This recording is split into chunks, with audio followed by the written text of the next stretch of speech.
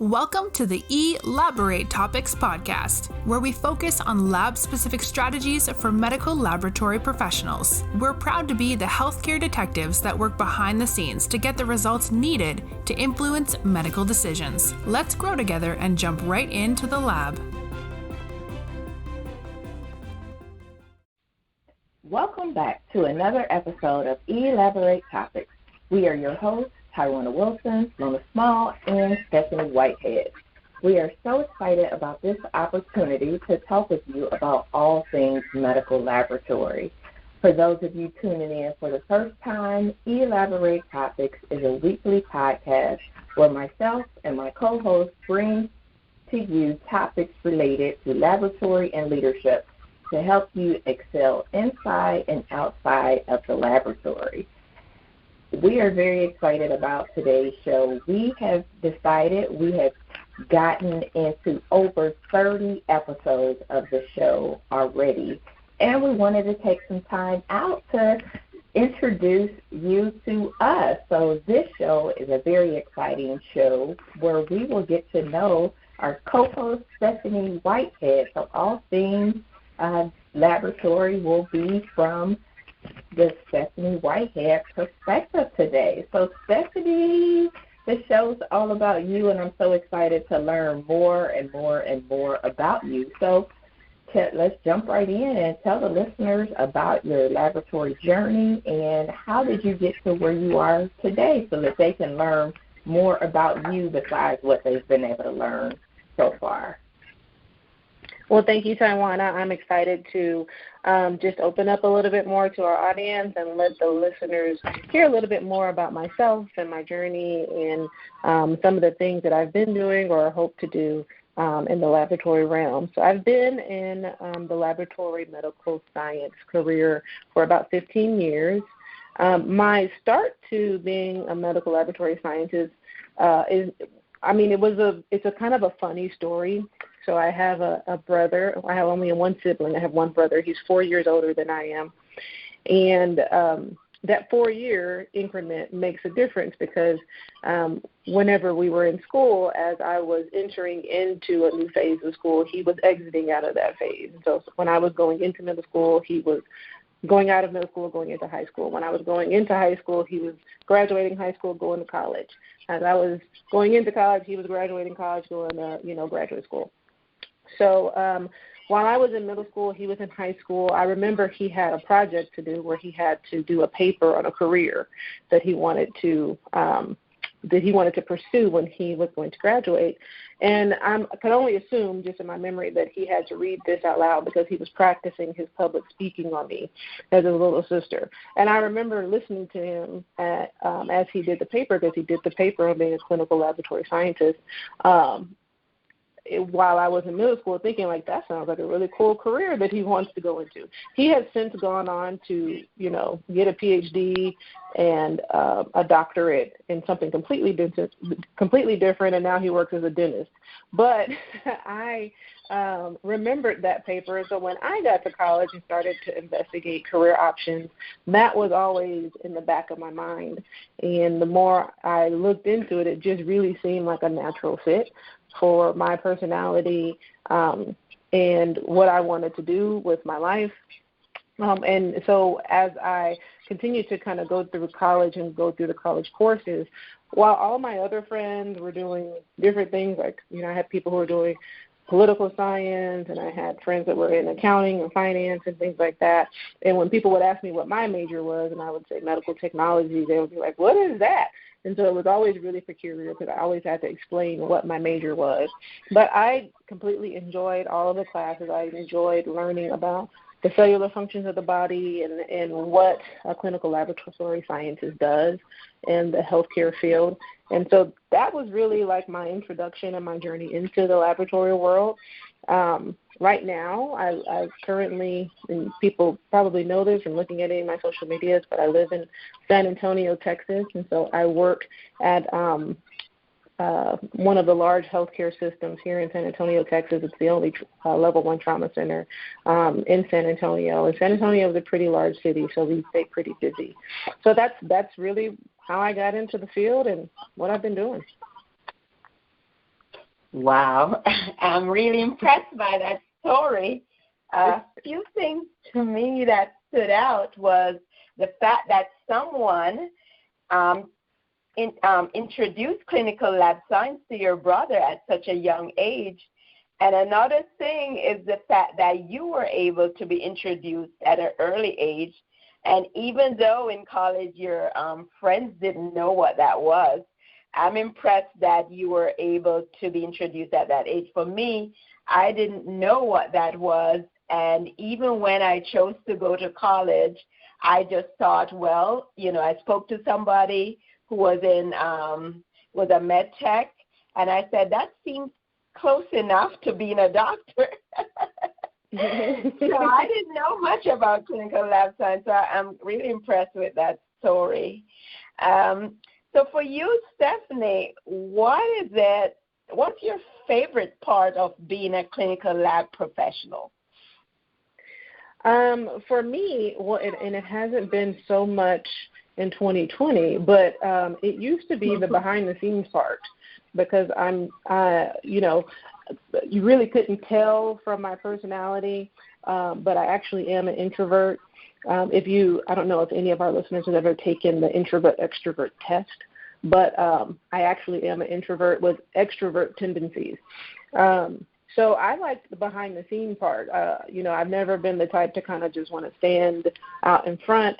And from a very early age, I really liked math, science, technology, but I also liked helping people. I was very compassionate and empathetic towards helping people, and so I knew I wanted, because of the compassion I had and, the desire to help people, I knew I wanted to do something in the healthcare field, but I wasn't necessarily like the type to be a doctor or a nurse and to have that direct patient care and patient interaction. And so the medical laboratory science field just was a natural fit.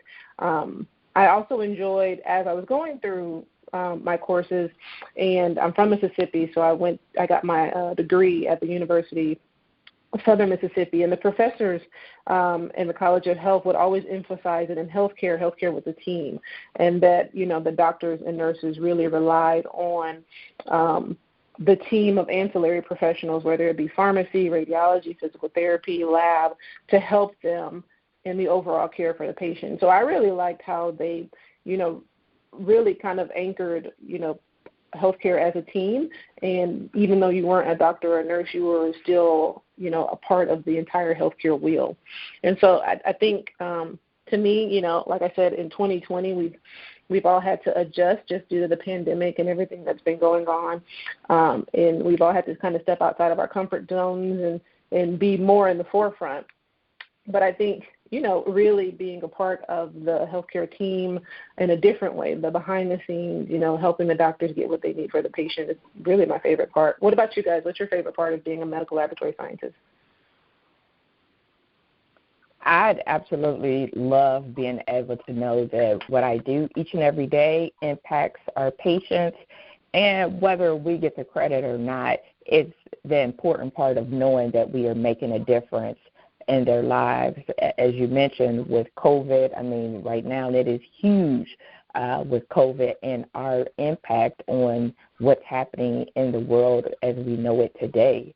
So I love that part. I love the mentoring and training of the new techs coming along. I think it's inspiring to see the many avenues that people can go in this field, having a degree in medical laboratory science. So those are just a few things. I'm all about leadership, but I also enjoy the impact that we make for the lives of the patients in the communities that we touch.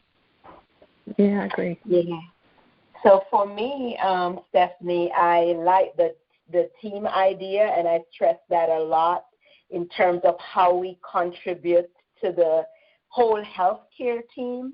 And we contribute in such a big way, although we are behind the scenes. And it's like for diagnosis depends so much on the lab. I was just in a meeting with other healthcare leaders, and a lot of them are looking at improvements in healthcare. And so many of the improvement projects involve the lab, because we depend. They depend so much on getting lab results or, things for diagnosis, and a lot of times it's taken for granted. And I love the fact that we have such a big impact as part of the healthcare team, and that's an area that not only the rest of healthcare take for granted, but sometimes we ourselves take that for granted. And that's why I advocate a lot by letting, us emphasize that we are an important part of the whole. I completely agree. So true.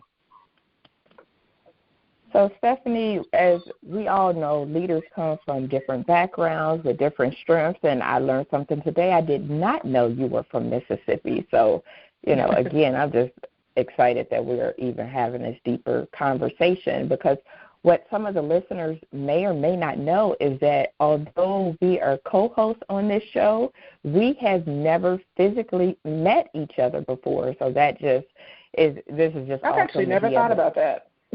Yeah, we have never physically met, and we cover a huge landscape of the U.S., with you being in Texas and Lona being in the Maryland area and myself being in Ohio. We are really covering the globe, and it lets you know that we are united as medical laboratory professionals. So with us coming from our different backgrounds and different strengths, what strengths do you feel are important to be successful as a leader in the laboratory and in the hospital? So one, I think, obviously, collaborating with your peers and collaborating with other departments, knowing how to really get outside of your own area as a leader and work collaboratively with whoever else is on the entire team. And so I think in one of our very early episodes, I interviewed a professional that used to work with me. Her name was Cammie Rapp. And we talk about how when she worked at the organization that I currently work at, she was our patient safety officer. And typically the hospital's patient safety officer and the laboratory don't typically interface. But we found ways to cross paths so many times that, I really just started talking to her about some of the things that we were seeing in the laboratory that were either slowing us down, creating bottlenecks, creating us to have to do workarounds, and really trying to invoke her help on how she could engage the nursing team or our clinical team to re-educate or look for IT solutions, really ways to just fix that and improve the process for the laboratory. And that just really cultivated conversation after conversation and process improvement after process improvement, where we continuously worked on things. And really that was just because even though I didn't just look at it like, okay, you're the patient safety officer, I'm from the laboratory and we don't never need to talk. I looked at it like, this is a person who could possibly help, and how can we collaborate? And so I would encourage anybody in leaders to step outside of their role. There's always a way that the lab can assist radiology, that pharmacy can assist respiratory therapy, and that everybody's world kind of intertwines at some point, and there's always something that you can improve upon. Some of my strengths that I really think have helped me along the way is I'm very type A, so prioritization and organization and time management, sticky notes, lists, checklists about my checklist, apps in my phone, I think have kind of kept me task-oriented and kind of kept me cognizant of what deadlines are coming up and how to do those. So I would definitely suggest that, everybody's not type A like I am, but that you definitely find your own rhythm and flow of how you can continuously move through your day and make sure that you're hitting all of the things you need to hit and completing all the tasks you need to complete. One thing I definitely had to learn was, especially being over a large operation, I'm the executive director of our health system's inpatient and outpatient services. So there's always a lot of projects. There's always a lot of tasks. There's always tasks that are immediate, and then there are those tasks where we're doing 3 to 5 year projections.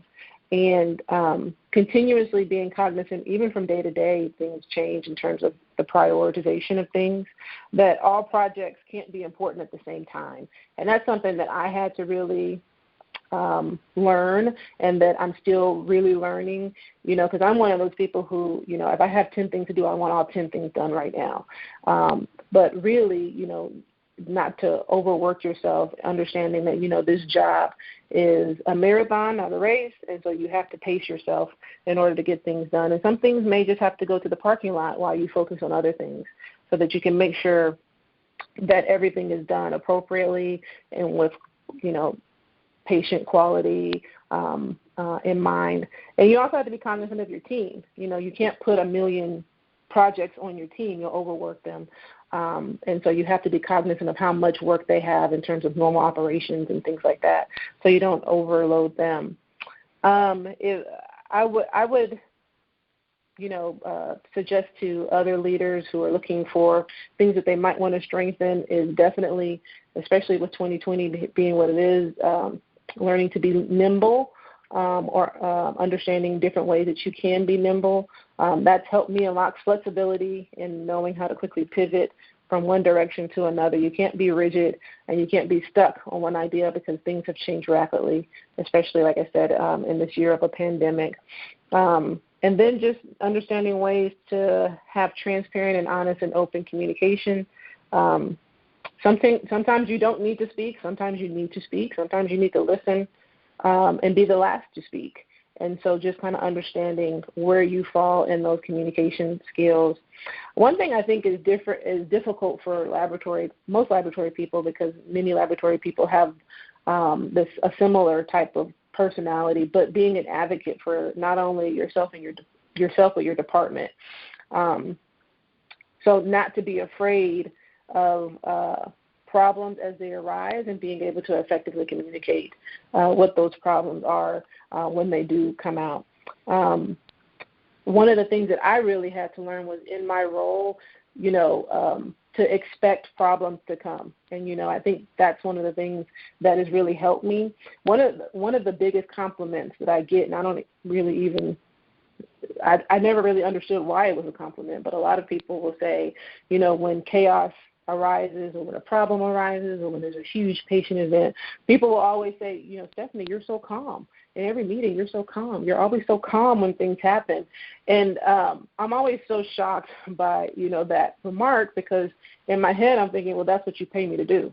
You don't pay me to be the one that's running around like with my head, on fire and screaming and crying or getting emotional. You pay me to be the one that is going to process what just happened and think about, what action we need to take and then implement the action.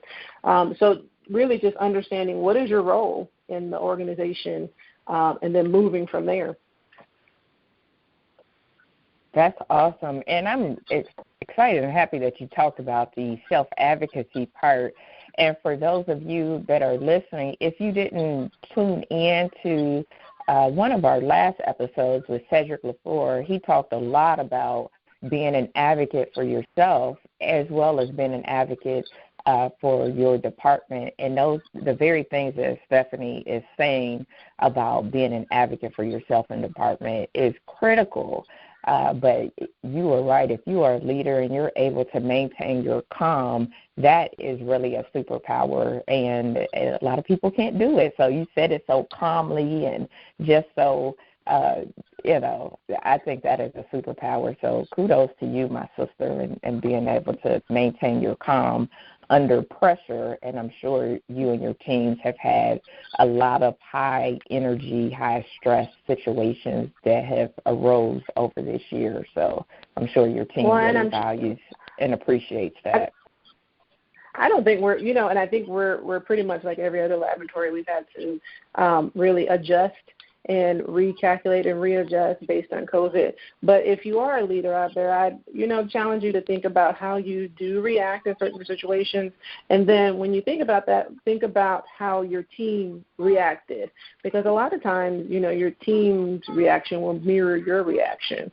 And so there are times where, people will tell me a story or people will tell me what happened with a patient sample, or I will sit in a meeting and I'll hear, projections or things that are going on with the laboratory. And internally, I'm thinking, oh, my God, what are we going to do now? But, I try not to project that because, sometimes people feed off of your energy. And, you know, it's an old adage, so I don't want to date myself, but sometimes you got to fake it till you make it. And so even internally, if you don't have all the answers, or even internally, if you think, oh, my goodness, what are we going to do? I try not to project that because I know a lot of times that as a leader, you know, the people that follow you are always looking at what you're doing, always looking at how you're reacting, and then sometimes they mirror that. And so if you think about your boss, and if something happens and your boss comes into your office and says, oh, my God, Tywauna and Lona, I don't know what we're going to do. I don't know what's going to happen. I don't know where we're, you know, then as a person working as an employee, then you feel lost. If the leader doesn't know what's going on, what am I going to do, you know? So we try to that's really what I try to keep in mind is you know, keeping it calm, cool, and collected until we can find out what our appropriate direction is and an appropriate action to take. And then just understanding, like I said, problems are going to happen. That's why they have a CEO. That's why they have a CFO. That's why you have, you know, a vice president of quality in every hospital. You have those roles because you're employing people to handle the problems that will arise because you know problems will happen. And so if you come to work every day thinking it's going to be roses and sunshine and, you know, we're all going to just frolic and there's going to be no phone calls and no angry doctors and all the QC is going to work and CAP's not going to show up, then, you know, you've kind of set yourself up for failure. If you come to work thinking, you know, if a problem arises, which it might and probably will, I can handle it. Whatever it is, I can handle it. Then you kind of put yourself in the mindset to already be processing, okay, that's the problem that was going to happen today, and so how do I handle it? Wow. I love that, Stephanie. These are some real great leadership qualities. When you take that responsibility to be the one to generate the positive energy, like I'm going to be the one to set the tone, and you're the one that's very conscious about emotional intelligence when you're in a meeting. How do you react? How do you respond? Even though it may be critical, you are very much aware of the emotion and you're very much aware of the energy that you should be conveying to your team. So kudos to you. Really great leadership qualities, and especially that part about communication and when to speak and when not to speak. No wonder you're in an executive role. Very impressive. Another thing that I've always been impressed about you, and you mentioned that work that you do with other people outside of the lab in patient safety and quality. One of the things that had turned me off from moving in that direction was the status quo that a lot of managers will take on, and they would manage and not lead. And so I was usually really turned off. I wouldn't want to be a manager sitting around just following the rules that they say that, you know, making sure we're keeping the budget, don't give the staff opportunities. You know, you're basically not leading and managing, and we see a lot of that. But for you, what I admire is your leadership in that you move out of the lab. And even though you say you're an introvert, you find it necessary to collaborate and to look at opportunities to improve the lab on a whole. And it's not many lab leaders do some of those things or see that as important. They're like, we just want to maintain staff. We just want to make sure we have trained staff and we have enough staff and we're following, you know, the steps, and that's it. We're not looking outward. We're just inward. So that's really impressive. And so I wonder, how do you, when you think of some of these goals as leaders, could you help us? What are some of the things that you do to achieve these goals? Maybe mention 2 or 3. So 2 of the 3 of the things that I do when I'm setting a goal or trying to look at achieving a goal, thank you for all of the kind words you just said, by the way, is going back to your question, one, make sure you have goals. Make sure that you're constantly pushing yourself and striving to better yourself, and that comes with a bit of self-awareness. You've kind of always got to know where you are and where you want to be, so you can continuously move yourself forward. But make sure that you always are continuously setting different goals for yourself that are obtainable and relevant to what you're doing. You don't ever want to get stagnant in your growth. You always want to be pushing and striving to be the best version of yourself, like Oprah would say, that you could be. I would say surround yourself with people who are also goal-oriented, so it's helpful to surround yourself with people who are continuing to strive to make themselves better too, and they have goals also, because then you can feed off of that energy, and then you guys can push each other and hold each other accountable. So I've really enjoyed the connection that, I've built with you ladies this year, because seeing some of the things that you guys do, Tywauna with your business, and Lona with your business, and your business being international now, and Tywauna with, all the certifications and things that you're doing, it helps to continuously push me by seeing other people who are, driven in their professional lives as well. And then finally, I would say just stay grateful for the progress that you've made to that point, because sometimes you can get really focused on where you want to go and the fact that you're not there, and you don't realize how far you've come. So I've talked a little bit about COVID being super impactful on all laboratories, but particularly our laboratory also. And so just to dive into that a little bit more, like most laboratories, we've had to do a lot of pivoting from what our normal operations were when COVID hit. So in our immunology laboratory was doing, STD testing, HPV testing, things that weren't necessarily staffed. And so the department was not staffed 24/7. And one of the biggest changes that we had to make was when COVID hit, to shift towards 24/7 operations. And that meant adding on more staff, training new staff. In the very early stages, January and February of the pandemic, before most of our large vendors had come out with either EUA approved or FDA approved reagents, we had developed our own CDC modified method to test for COVID that was very manual. It was a manual extraction of the nucleic cells and the PCR reactions, but it was very manual, and it led to extreme turnaround times. But there was a lot of training that had to be done with the staff. There was a lot of training that had to be done with all of the staff.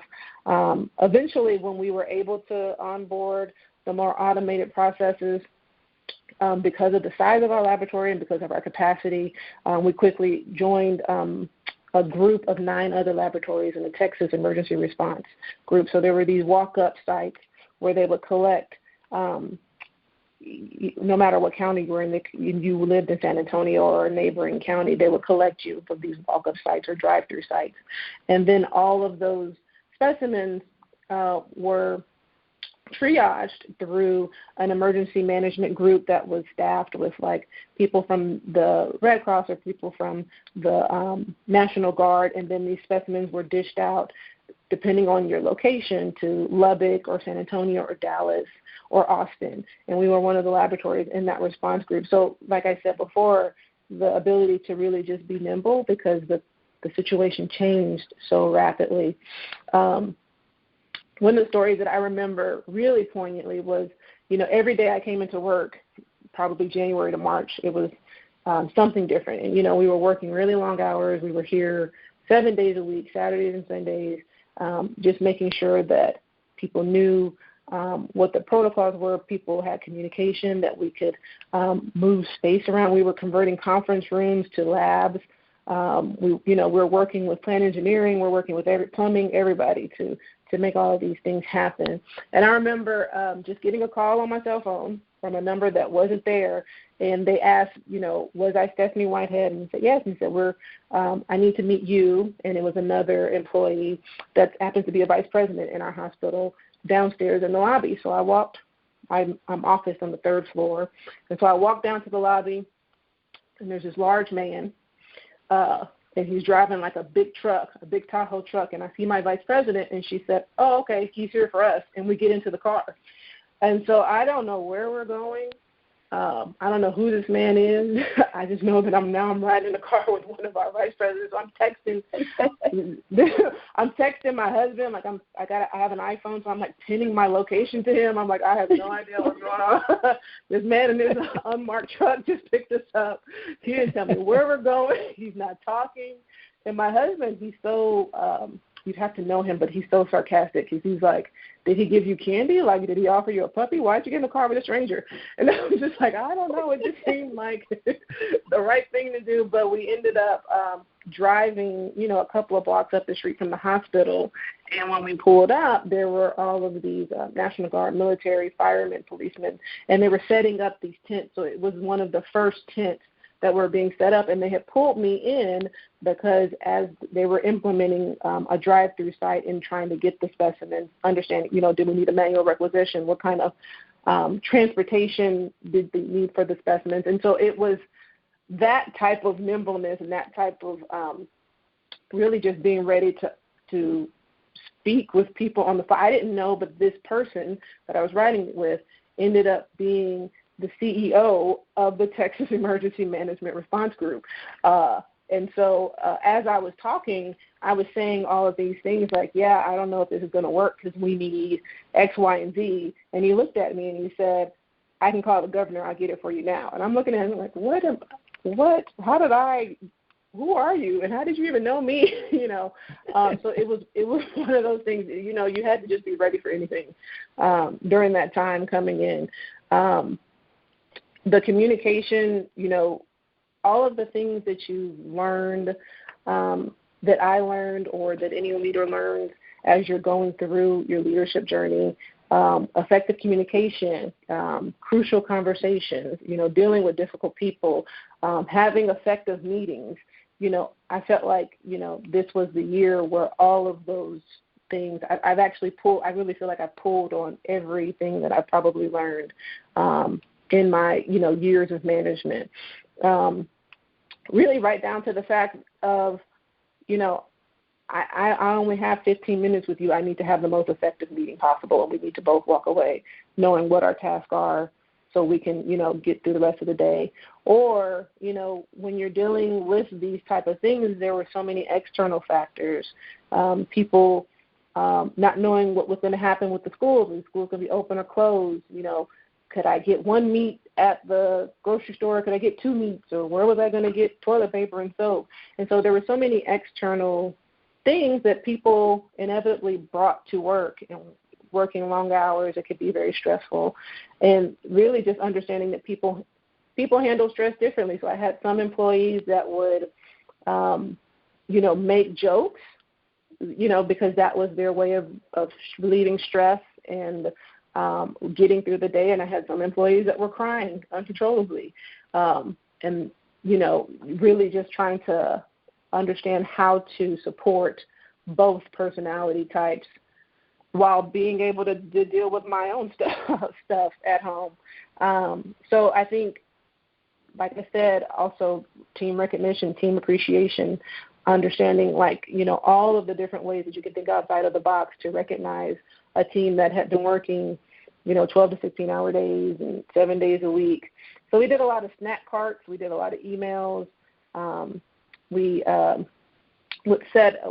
would take my phone down to the C-suite and just take a video of one of our hospital administrators or one of our nurse leaders or our CEO saying thank you to the lab, and email that out to the laboratory, just any way we could to kind of keep morale going. And, I say all of that to say, these are some of the things that you have to do, because you never know. Being a leader is not easy, and you never really know what tomorrow will bring. And so being able to think outside of the box, to me, really is one of the most crucial parts of being successful in your position. Wow, you had a lot that you had to go through this year, and you mentioned a lot of great points of just being ready. You didn't know who you were going to be meeting with at what time. You knew it was very stressful for the staff. in regards to your immunology department, going from a first shift operation to a 24/7. Our team did that as well, and that's very stressful, to setting up the drive-through. That's an adventure within itself. But kudos to you for going that extra mile and making sure that your team was still engaged. I like that you talked about having productive meetings, because some teams, when things get hectic, they cut the meetings, which in turn the staff and their teams are like, well, we don't have communication.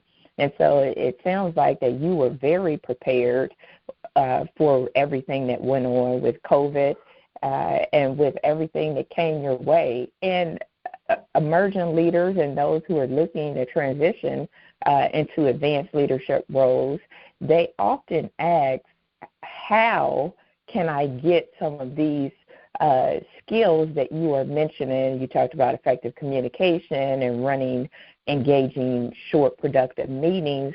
Like, how can an emerging leader or somebody looking to transition from the bench to a leadership role, how can they find these opportunities? Like, what do they look like? You know, is it from reading books? Is it webinars? How do they get this practical experience so that they, too, are ready, you know, if this comes around again?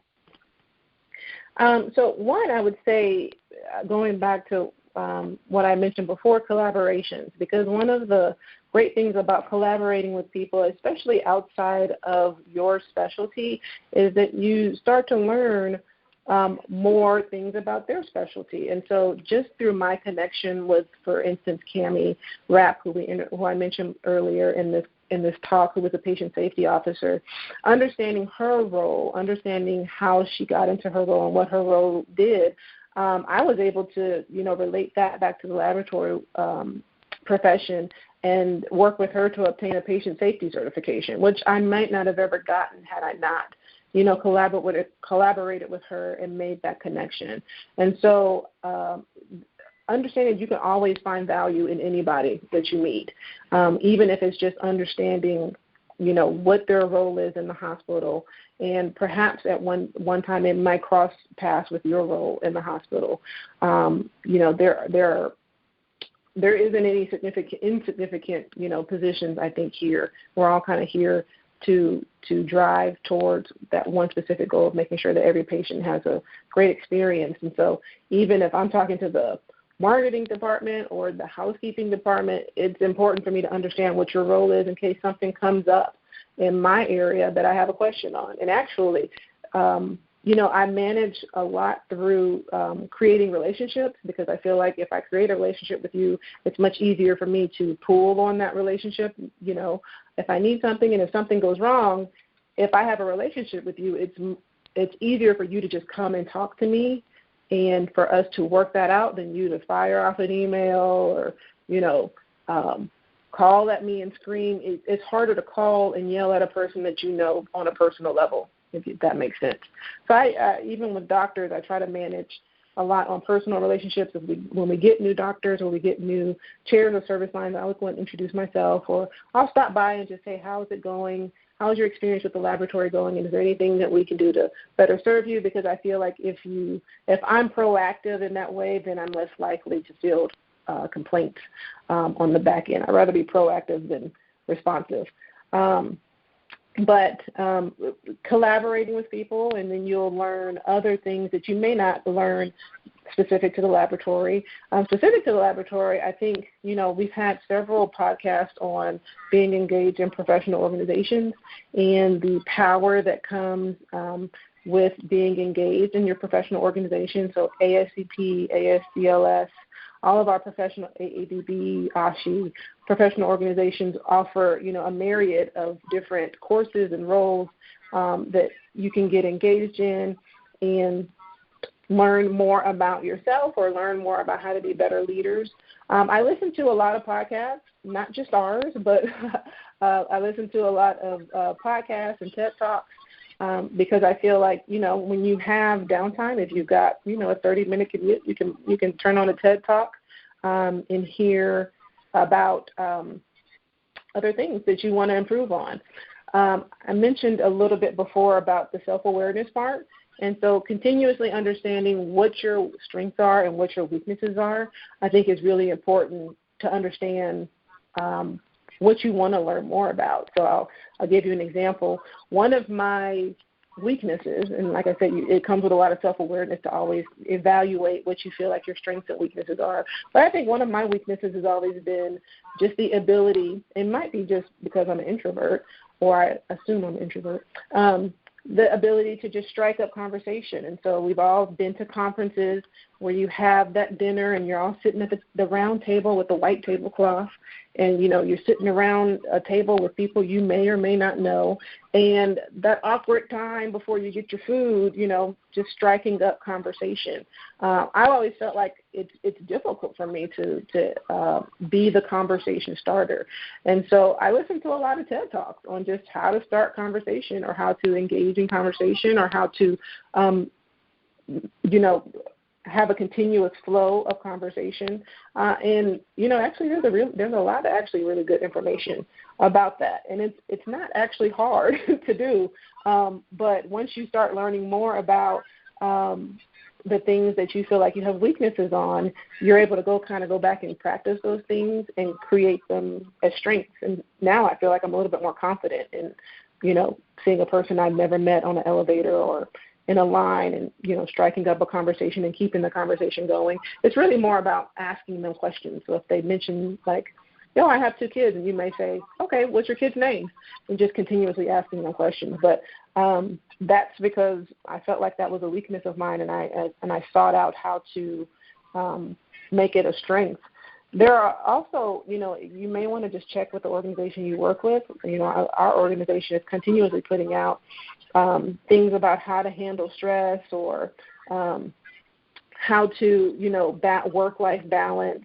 And even if you feel like, oh, that'll be boring, you know, that's not anything that relates to me, take the class. I've never taken a class where I haven't found at least one nugget of knowledge that I didn't know before that, you know, wouldn't be helpful to me moving forward. So, what do you guys do? I mean, that's what I think.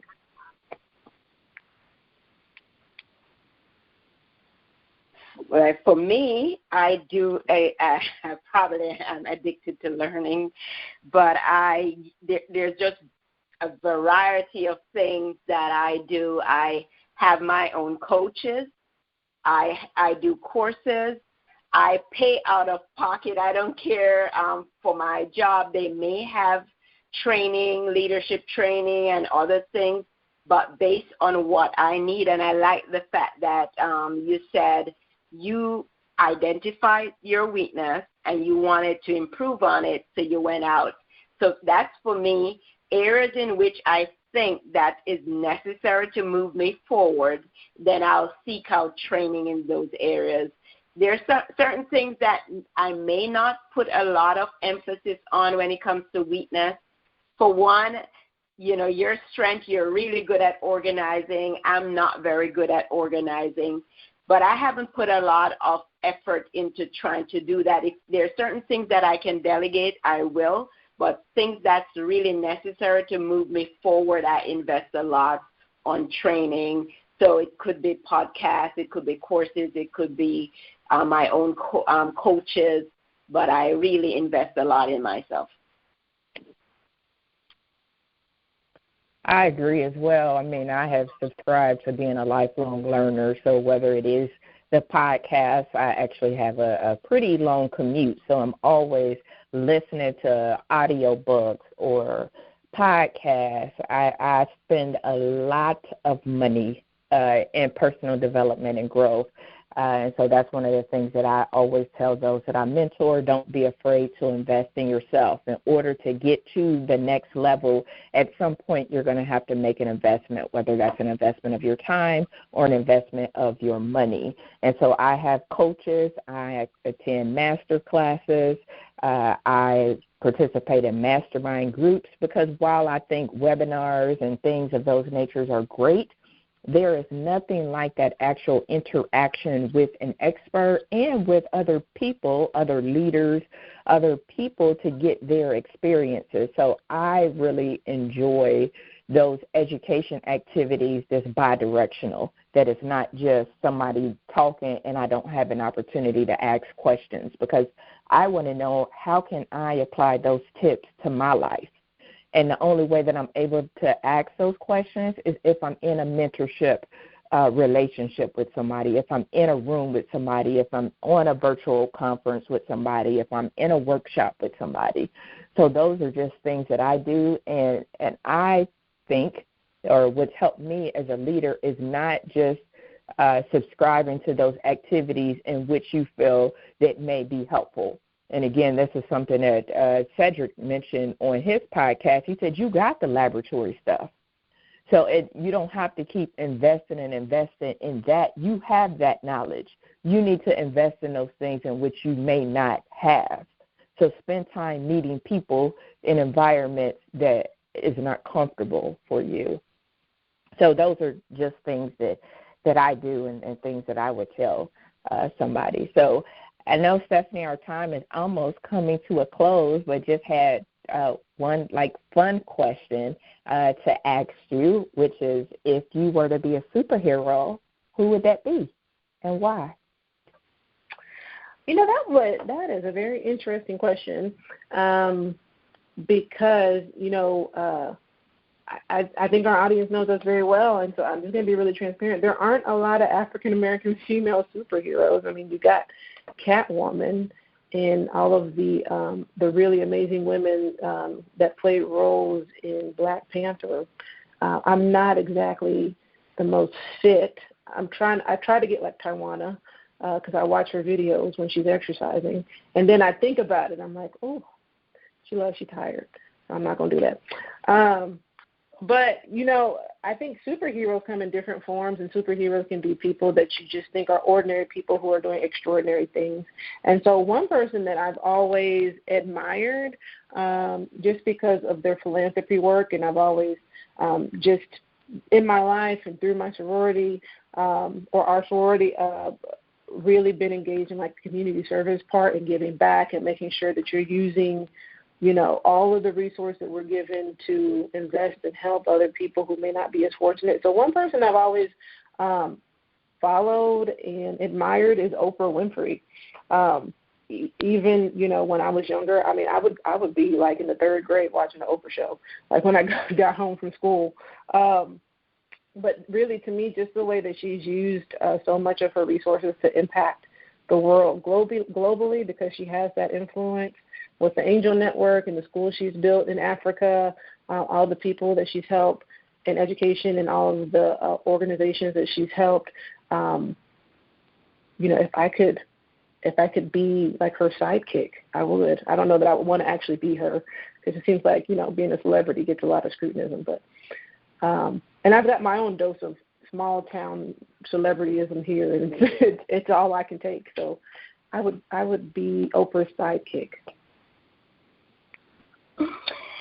Wow, Stephanie, it was really an enjoyment to have this discussion with you. And as the listeners may notice, we probably could go on and on and on, but we don't have much more time, so we have to wrap this fun up.